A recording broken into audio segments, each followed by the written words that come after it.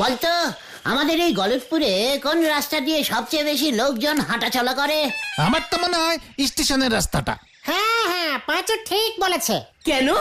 ভাবছি ওই স্টেশনের রাস্তাটার নাম রাখবো গুলটে গুহ সড়কি। হ্যাঁ রে, উল্টে গুয়ো সড়কি, ওটা মনে হয় সরণি হবে। সরণি মানে রাস্তা। মানে সেটা কি আমি জানি না, একটু স্টাইল করে নামটা রাখলাম রে। গলতপুরের খোঁচা দেওয়া বলদ পাঁচু। দারুণ হবে। ইংরেজিতে হবে জি জি road. Gulte Guha road. Right, ইংরেজি নামটাই ভালো। উফ, একটা বেশ ব্যাপার হবে বল। সবাই বলবে এই আমি জিজি রোড দিয়ে স্টেশনে যাচ্ছি রে। ঠিকানাতেও সবাই লিখবে এত বাই এতর এত জিজি রোড গলদপুর। গোলটে মামাকে জয়। দাঁড়াও, তোমার নামে রাস্তা তুমি ঠিক করবে? কে রে ভেন্ডি, আমি ছাড়া এই গলদপুরে আর কে ঠিক করবে রে সন্দেহবাতিক বলদ পাঁচু? এই যে গুলটে মামা, তুমি না ঘ্যাচ কলা করতে পারো, শুধু শুধু বড় বড় ডায়লগ দাও। হোয়াট ঘ্যাচ কলা?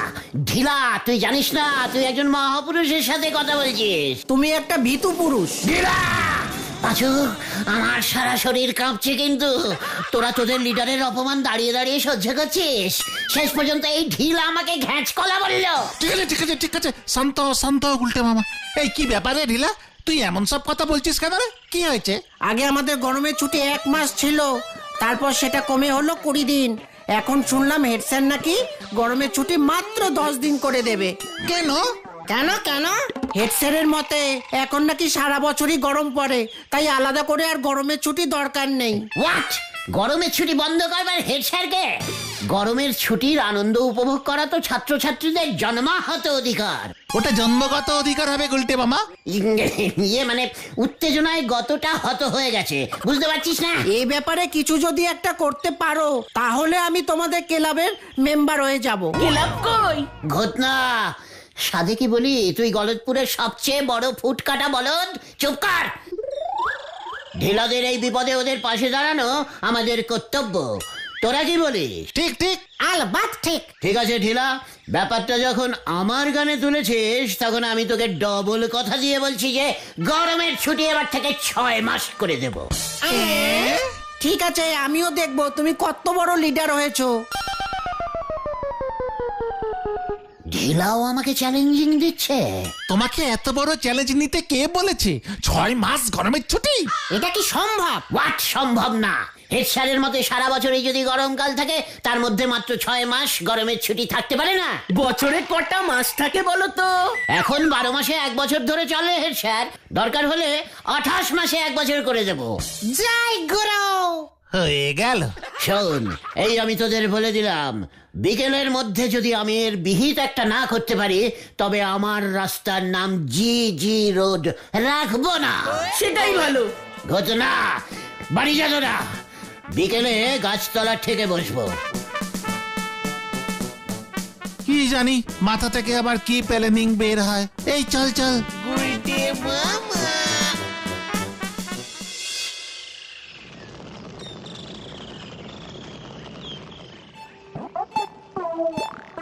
আচ্ছা পিসিমা, 12 মাসে 1 বছর কে ঠিক করেছে বলো তো? সে আমি কি জানি রে হতচ্ছাড়া। বাংলা মতেও কি তাই? কেন রে, বাংলা মতে বছর কি আলাদা হবে? মুখ্য কোথাকার। না মানে বলছিলাম, পঞ্জিকা যারা লেখে তাদের বলে 28 মাসে 1 বছর করা যায় না। বাজে কথা কম বল। রান্না হয়ে গেছে, চানটা করে খেয়ে আমাকে উদ্ধার করো। তোমার ওই পঞ্জিকাটা যে লিখেছে তাকে তুমি কি চেনো পিসিমা? মুখ পোড়া, তুই গেলি নাকি? এই তো যাচ্ছি। আচ্ছা গুলটে মামা, স্কুলে সব ছাত্ররা যদি সোয়েটার পরে স্কুলে যায় তাতে লাভ? গরমে সোয়েটার পরলে হেভি গরম লাগবে, সবাই দরদর করে ঘামবে, আর হেড স্যার ছুটি দিয়ে দেবে। কে রে পাঁচু?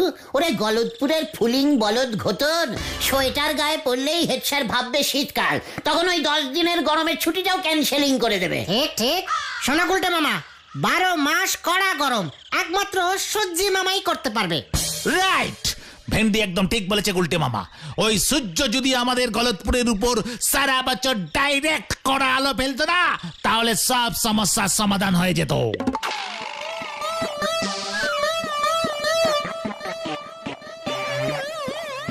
বলছিস তার মানে যত দোষ ওই সূর্য ঘোষ, উনি ঠিকঠাক কড়া আলো ফেলতে পারছেন না। ঠিক বলেছিস পাঁচু, একদম ঠিক। কি দেখলে তুমি? গরম পড়বে কেমন করে, ওই দেখ সূর্যটা কেমন সেলাইটিং বেঁকে সেট হয়ে আছে গলতপুরের আকাশে। সব আলো তো ওই আতাপাড়ার দিকে চলে যাচ্ছে। এ রে, তার উপর আবার একটা মেঘও দেখছি ওই সূর্যটাকে গার্ড করে রেখেছে, ঠিক মতো আলো আসতেই পারছে না। জয় গুরু।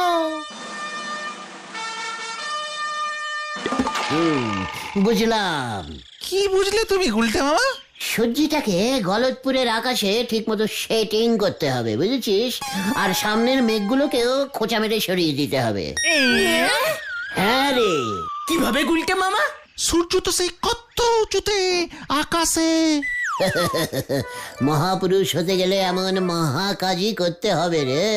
তুমি আকাশে উঠে সূর্য সেট করবে? দরকার হলে তাই করব। কিভাবে? কিভাবে? অনেক উঁচু একটা মনুমেন্ট বানাবো, একদম আকাশ পর্যন্ত। তুমি মনুমেন্ট বানাবে? ইয়েস। কি দিয়ে? বাঁশ দিয়ে। জয় গুরু। চলে আয়। কোথায়? আরাধন ডেকোরেটার্স।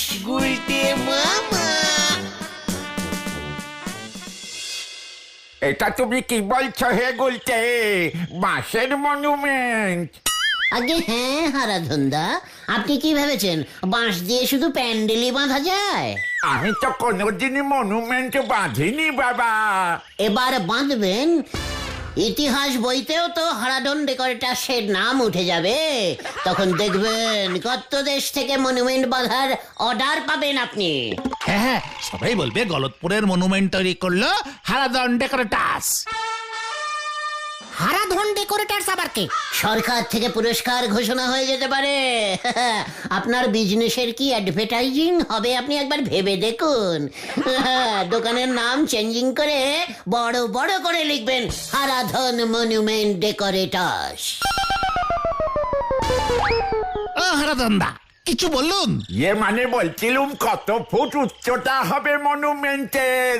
অনেক অনেক অনেক ফুট, একদম ওই আকাশ ছবে ওই মনুমেন্ট। ফুটের উপর ফুট, তার উপর foot, foot foot foot foot foot শেষই হবে না হারাধনদা। অত বাঁশ কি আমার আছে? দূর, বাঁশের আবার অভাব আছে নাকি? দরকার হলে জঙ্গলের বাঁশঝাড় থেকে বাঁশ কেটে আনবেন, আশেপাশে সব ডেকোরেটার্সের বাঁশ আপনি ভাড়া নেবেন। তা কতদিনের জন্য মনুমেন্টটা থাকবে?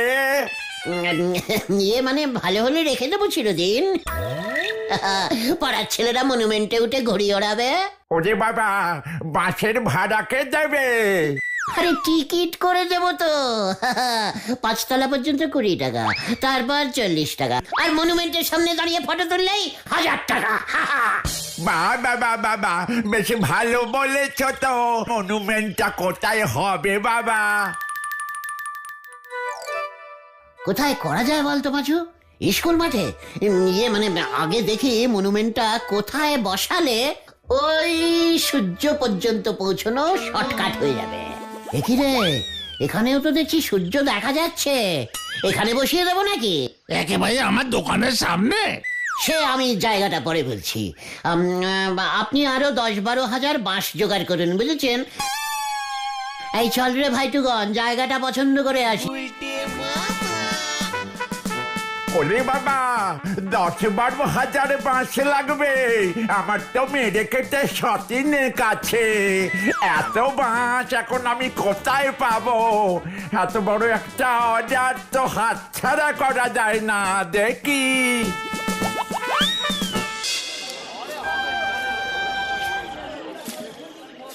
গুলটে মামা, তুমি সত্যি সত্যি মনুমেন্ট বানাবে? কেন, তোর এখনো সন্দেহ হচ্ছে নাকি? সন্দেহবাতিক বলদ পাঁচু। সূর্যটাকে এই গলতপুরের ওপর ডাইরেক্ট সেটিং করতে হবে, বুঝেছিস? কোন জায়গাটায় বানাবে মনুমেন্টটা গুলটে মামা?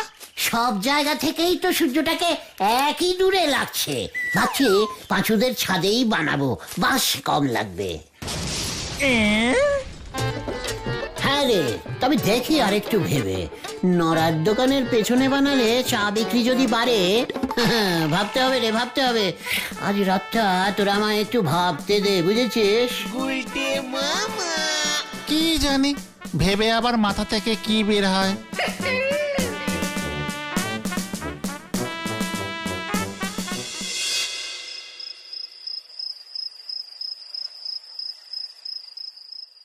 মনুমেন্টের উপরে উঠে সূর্যি মামাকে সেট করে দিলেই গলতপুরে এমন গরম পড়বে না, হেডস্যার বাছাধন টেট্টি পাবে তখন। কিন্তু এত উঁচুতে মনুমেন্টের উপরে উঠতে মাঝপথে যদি কোনো এরোপ্লেন চলে আসে, ঠিক আছে, একটা লাল কাপড় নিয়ে উঠতে হবে, সঙ্গে জলের বোতলও রাখতে হবে। কত উপরে উঠতে হবে, কত উপরে, কত উপরে, কত।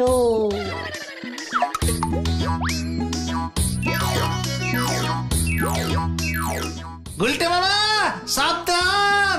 এই, আমার চটিটার খেয়াল রাখিস। গোলটে মামা কি? জয়! ওরে বাবারে, আকাশ এখনো তো অনেক দূর। পৌঁছতে পৌঁছতে সন্ধে হয়ে যাবে নাকি? সূর্য ডুবে গেলে তো আবার সকাল পর্যন্ত অপেক্ষা করতে হবে।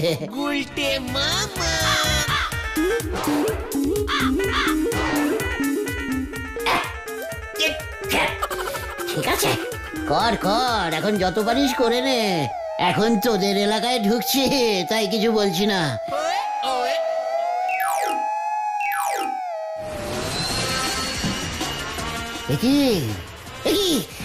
এই স্টপিং, স্টপিং, সামনে মনুমেন্ট। अरे थोड़ा साइड काट करके जाइए भाई, साइड काट करके।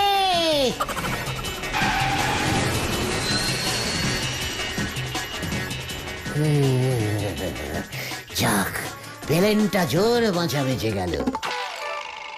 যত উপরে উঠছি ততই যে সূর্যটা উপরে চলে যাচ্ছে। ও বাবা গো, ও মা গো, কি গরম লাগছে রে বাবা। উফ, উপরে দেখছি খুব গরমকাল থাকে, নিচে গরমগুলো নামছে না কেন? হেড স্যারকে বলতে হবে। উরি বাবা, এখানে যে আরো গরম। ওরে বাবা রে, ওরে বাবা, আর উপরে উঠতে পারছি না, আর উপরে উঠতে পারছি না। ওরে বাবা,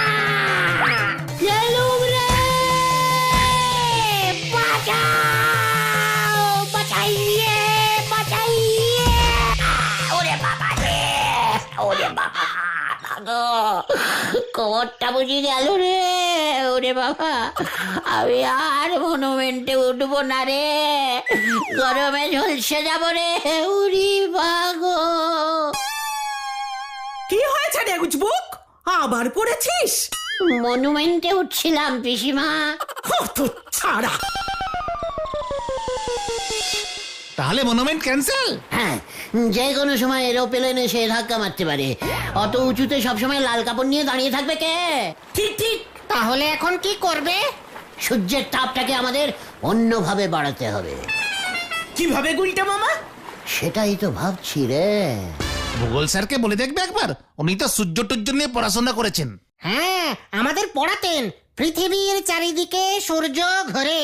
সূর্যের চারিদিকে মনে হয় পৃথিবী ঘোরে। কোনটা ঠিক গো গুলটে মামা? এক মাস সূর্য ঘোরে, এক মাস পৃথিবী। যার যখন সময় হয় সে তখন ঠিক ঘুরে যায়। ঘুরতে ওদের তো কোনো রকম ব্যাটারি লাগে না। ঠিক ঠিক। তাহলে চলো ভূগোল স্যারের কাছে এক্ষুনি যাই। বলছিস? ঠিক আছে, চল তাহলে। গুলটে মামা।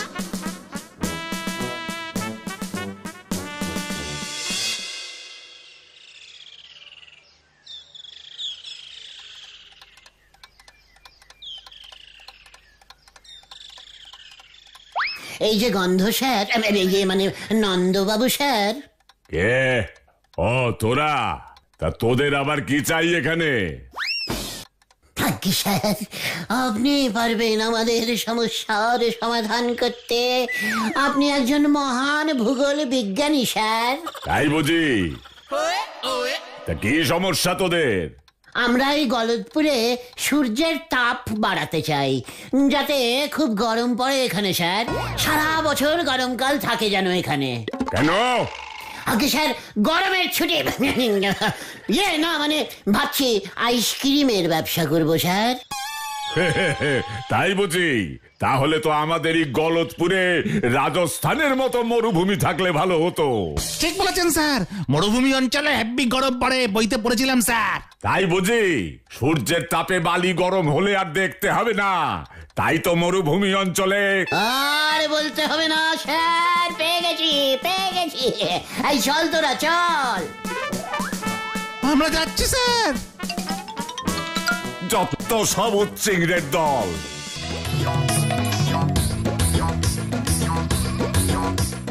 এইখানেই হবে গলদপুরের মরুভূমি। রাজস্থানের মতো? হ্যাঁ রে, আমাদের এই গলদপুরে রাজস্থানের মতন মরুভূমি অঞ্চল বানাতে হবে। তাহলে দেখবি সূর্যি মামা গলদপুরকে রাজস্থান ভেবে তাপ বাড়িয়ে দেবে। উপর থেকে তো সব মরুভূমি একই রকম লাগে। আরে নন্দ ভন্ড গুলটে বাবুর দল বল স্কুল মাঠে কি করতেছে? খোঁজ নেওয়াটা জরুরি মনে হচ্ছে। যাই তো। কিন্তু মরুভূমিতে তো বালি থাকে গুলটে মামা, এত বালি তুমি পাবে কোথায়? সাধনদার ইট বালি সাপ্লাইং এর ব্যবসা আছে না? হ্যাঁ তো, সাধনদাই বালি সাপ্লাই দেবে। 100 গাড়ি বালি এনে এখানে ফেললেই মাঠটা পুরো ভরে যাবে। বালির পাহাড় তৈরি করতে হবে। কেন? এই মাঠে গুলটে বাবু আপনি বালির ডিবি তৈরি করবেন কেন? গুলটে মামা বলছে এই মাঠটাকে মরুভূমি বানাবে নরা। কি সাংঘাতিক কথা গো! আমাদের এই গলতপুরে মরুভূমি হবে গো। তালিপারি তো উট দরকার হয়ে পড়বে। উট কোথায় পাবে সে খেয়াল কি তোমাদের আছে? নরাদা ঠিকই বলেছে গুলটে মামা, তুমি উট কোথায় পাবে? ভাড়া করে নিয়ে আসবো। দরকার হলে রাজস্থান থেকে 2-5টা উটকে ভাগিয়ে নিয়ে চলে আসবো আমরা। তখন দেখবি কি গরমটাই না পড়ে। ঢিলাকে বল কেল্লাফাতে হয়ে গেছে। কিন্তু সাধনদা কি এত বালি দেবে? অনেক টাকা লাগবে তো গুলটে মামা, কোথায় পাবে এত টাকা? কেন? দুধ বেচে। মানে ওরে গলদপুরের উটস্য বলদের দল, এই মরুভূমিতে যে উটগুলো চড়বে সেই উটগুলো তো দুধও দেবে নাকি? আমি উটের দুধের স্পেশাল চা বানাবো। কাপ প্রতি 10 টাকা করে দাম ফেলবো।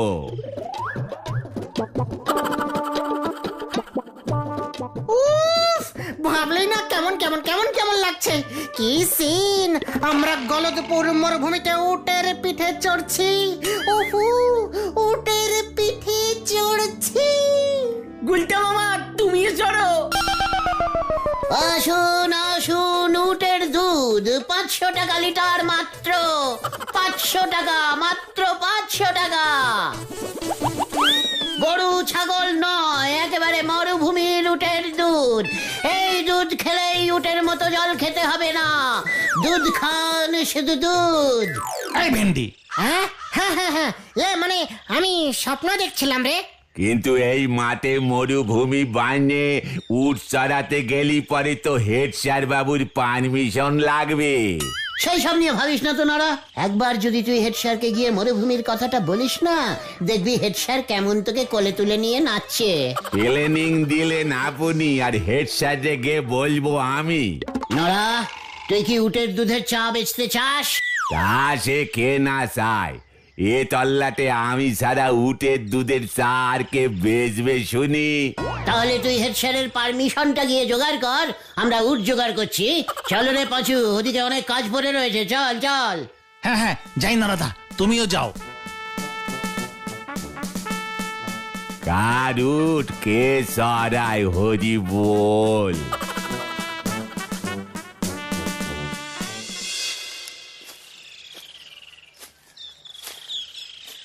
কি গো, নরদা দেখছি এখনো আসছে না। তুমি গেলেই মনে হয় ভালো হতো। ফার্স্ট রাউন্ডের রেজাল্টটা দেখে তারপর না হয় আমি যাব। ওই দেখো নড়াদা আসছে। সর্বনাশ হয়ে গেছে গো, যারে বলি সারে সর্বনাশ। আরে কি হয়েছে বলবে তো? তোমরা এক্ষুনি পালাও গো, আজকে আর হেড স্যার বাবু বলো হরি দারোগা বাবুরে না, সদরে বড় থানায় কমপ্লেন করতেছে। কার নামে? উঠে?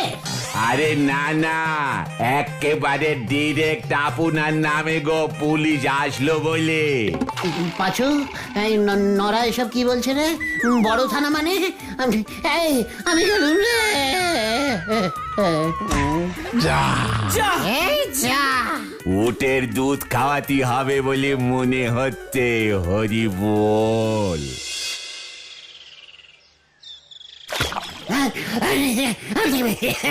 এই আমি কোথায়? আমি কোথায়? তুমি বাড়িতেই। আজ 2 দিন পর তোমার জ্ঞান ফিরল গুলটে মামা। হ্যাঁ, হেড স্যার বলেছে জ্ঞান ফিরলেই খবর দিতে। কেন রে, উটের দুধ নিয়ে আসবে নাকি? না গো, সদরের বড় থানা থেকে পুলিশ আসবে তোমাকে ধরতে। এসব কি কথা? হারাধন বাবু 10,000 বাসের অর্ডার দিয়ে ফেলেছে, সেই টাকাও তোমাকেই দিতে হবে, না হলে মামলা করবে বলেছেন। উনি বাবা রে, পাঁচুরে হেড স্যারকে গিয়ে বল গরমের ছুটিটাই তুলে দিতে, আমি গেলুম রে। তাও হেড স্যার মনে হয় তোমাকে ছাড়বে না। হেড স্যারের পুলিশ আমাকে ধরতে এলে বলিস, আমি রকেটে চেপে সূর্যিতে চলে গেছি। গুলটে মামা কি জয়। আমি আবার 10 বছরের জন্য অজ্ঞান হলুম রে। গুলটে মামা।